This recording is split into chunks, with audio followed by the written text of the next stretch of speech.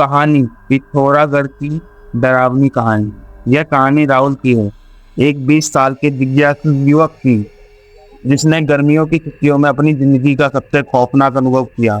राहुल हमेशा से रहस्यमयी चीजों से दिलचस्पी रखता था।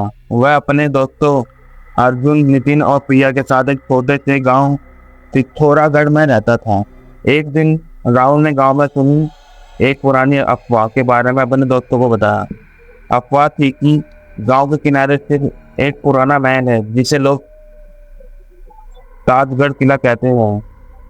यह महल अपनी भूतिया कहानियों के लिए प्रसिद्ध था। कहा जाता था कि महल में अजीबोगरीब घटनाएं होती हैं और वहां जाने वाले कभी वापस नहीं आते।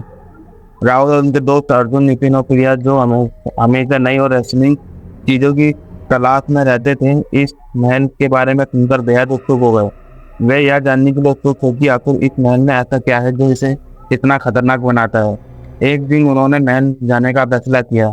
वे चारों सूर्यास्त के समय महल की ओर निकल पड़े। महल की इमारत बहुत पुरानी और खंडहर जैसी थी। जैसे ही वे महल के करीब पहुंचे, वहां की ठंडी और सन्नाटे भरी हवा ने उन्हें कुछ अजीब महसूस कराया।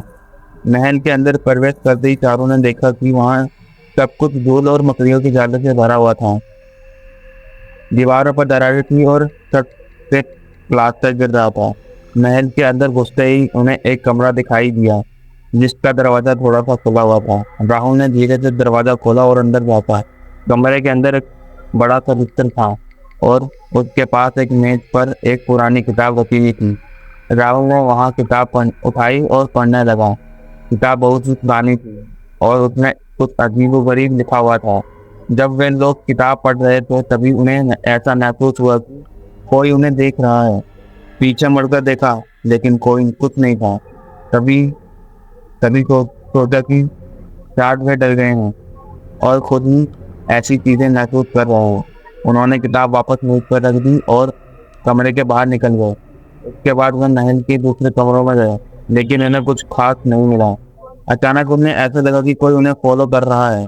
वे डर गए और जल्दी से महल के बाहर निकलने का रास्ता ढूंढने लगे, लेकिन महल का रास्ता भूल गए।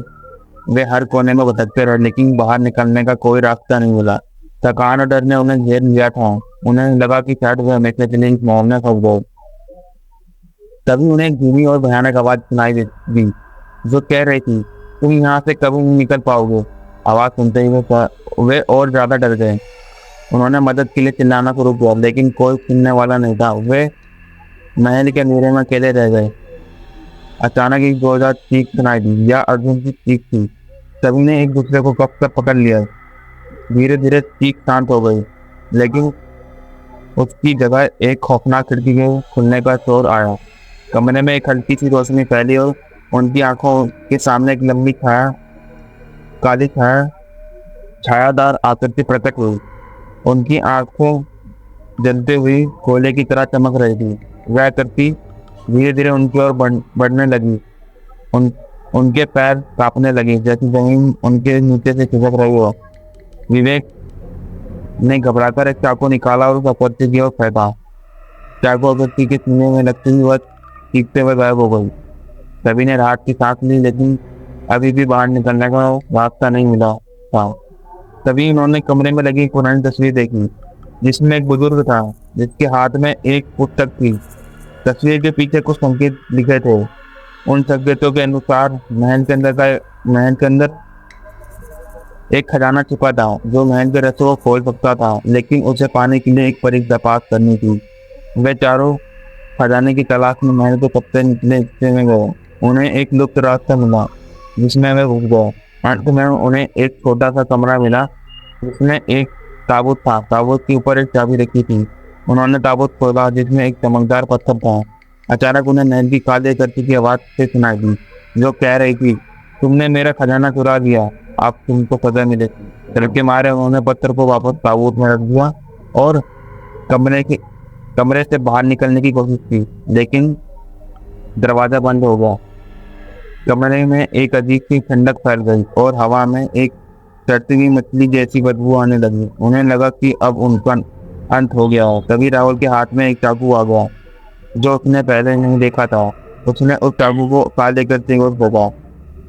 चाकू लगती आकृति गायब हो गई और दरवाजा अपने आप खुल गया। वे चारों तेजी से महल से बाहर निकले और देखा कि महल धीरे धीरे गायब हो रहा था। जंगल के पास पहुंचकर उन्होंने रुकने का फैसला किया। अगले दिन सुबह उठकर देखा कि उनके दो दोस्त अर्जुन और प्रिया गायब हो गए थे। अब जब उन्होंने उनकी तलाश की तो उन्हें गांव वालों ने बताया कि महल में गए लोग कभी वापस नहीं आते। इस प्रकार राहुल और नितिन की रहस्यमय तरीके से गायब हो गए और यह कहानी यही खत्म हो गई। इस कहानी से यह सीख मिलती है कि कुछ रहस्य को छेड़ना नहीं चाहिए और जिंदगी की कीमत समझनी चाहिए।